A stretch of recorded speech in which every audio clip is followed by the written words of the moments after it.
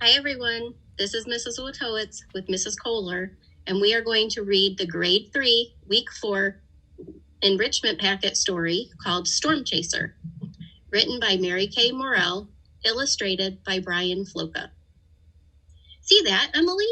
Dad points as he speeds toward the greenish underbelly of a monster cloud.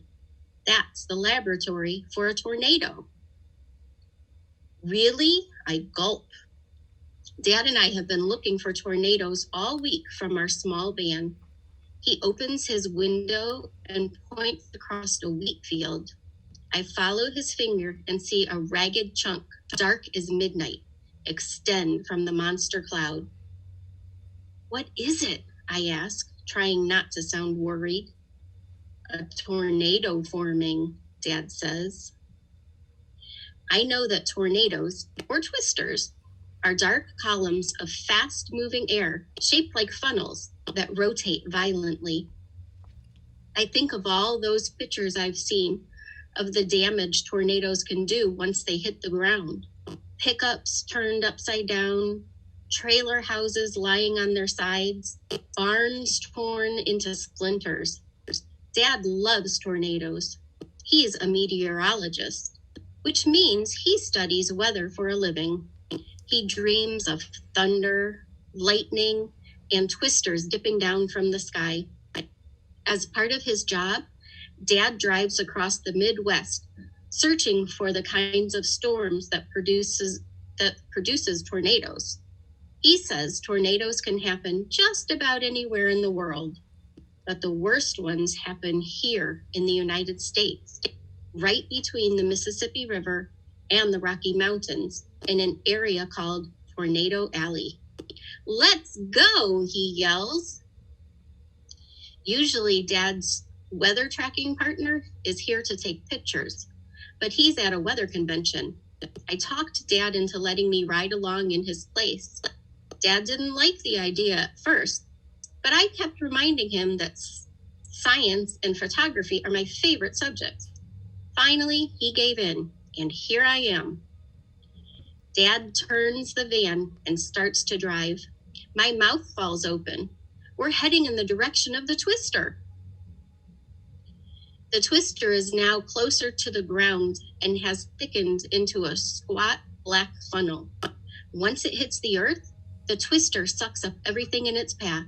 Suddenly, I realize that it's headed straight toward us. Dad sees the fear in my eyes and smiles. It's okay. I do this all the time. We'll just put the probes in place, snap some pictures, and be on our way. The van skids to a halt. Dad jumps out. I follow with the camera and start clicking away. Dad plops down the probes. They look like orange frisbees with pointy heads. Inside, data sensors digitally record the tornado's temperature, barometric pressure, wind speed, and direction. After the tornado has passed, Dad will drive back here, find the probes, then download their information onto his laptop. The probes are tough enough to withstand anything, even if they are tossed about. The data stays intact. The tricky part is placing them directly in the tornado's path, because twisters can change direction within a matter of seconds, missing the probes entirely. With the probes in place and my shaky picture snapped, we scramble back inside the van. Dad grabs the steering wheel and backs up, hoping to turn around and speed away from the tornado. Suddenly, I feel the wheels start spinning hopelessly. Dad switches the gear from reverse to forward, but we don't go anywhere. For the first time in my life, I see fear in my father's face. We jump out of the car and try to push it, but it doesn't budge. Rule 1 of tornado safety: never stay inside a vehicle for protection. A car or truck can be a death trap when a tornado hits. We've got to get out of here, Dad yells as he shuts off the engine. The fact that he sounds scared frightens me. Rule 2: If you're caught outside with no buildings nearby, find the nearest low spot, like a ditch. The problem is, we're surrounded by flat fields. Then I notice a barn. First, the wind attacks, carrying loose soil.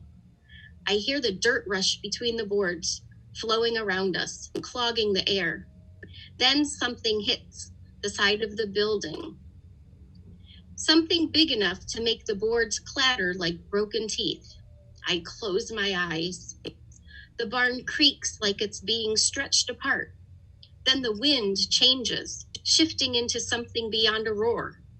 It charges over the prairie, clawing the roof above our heads. There is a dry shriek as boards are ripped loose. The beast bursts through the newly made hole, roaring into our shelter. It whirls about, tossing dirt and trash everywhere. I wait for the rest of the boards to be pulled loose and tossed into the sky.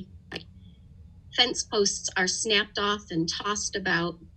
Wheat and weeds were yanked out by their roots.